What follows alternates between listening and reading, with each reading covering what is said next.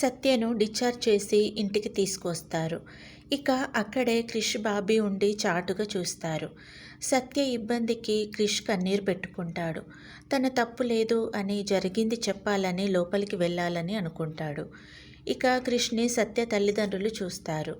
అతన్ని అడ్డుకుంటారు. ఇదిగో కత్తి, మమ్మల్ని చంపాకే ఈ గడప దాటి లోపలికి వెళ్ళు, ఇంకా చూస్తావేంటి కానీ అని విశ్వనాథం అంటాడు.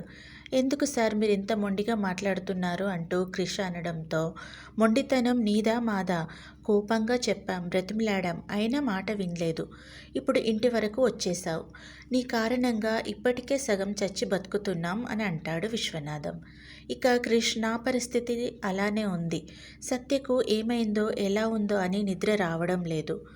మీ ముందే ఒక్కసారి సత్యను కలిసి వెళ్ళిపోతా, మీ ముందే మాట్లాడతాను.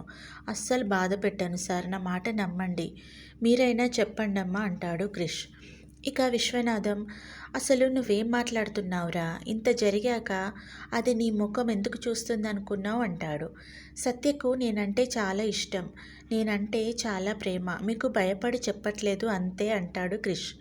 ఇక విశ్వనాథం, మా కర్మరా, నువ్వు పిచ్చోడివో మమ్మల్ని పిచ్చోడిని చేస్తున్నావో మాకు అర్థం కావడం లేదు. ఇదే కత్తి సత్య చేతికి ఇచ్చి పోయి ముందు నిలబడు, నీ మీద ఎంత ప్రేమ ఉందో నీకే తెలుస్తుంది. ఆ కత్తితో నీ గుండెల్లో పొడుస్తుంది అంటాడు విశ్వనాథం. ఇక క్రిష్, నేను నమ్మను, ఒకవేళ అదే నిజమైతే సత్య చేతుల్లో చావడానికి కూడా నేను సిద్ధంగా ఉన్నాను సార్, నన్ను మాత్రం ఆపకండి సార్ ప్లీజ్ అంటాడు క్రిష్. ఇక విశ్వనాథం, వీడికి ఎలా చెప్తే అర్థమవుతుంది అనుకుంటాడు.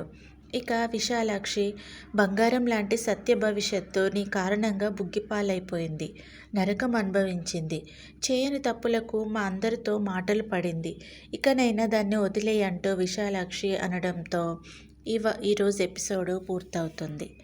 నా వీడియో మీకు నచ్చితే ప్లీజ్ సబ్స్క్రైబ్ చేసుకోండి. Thank you for watching.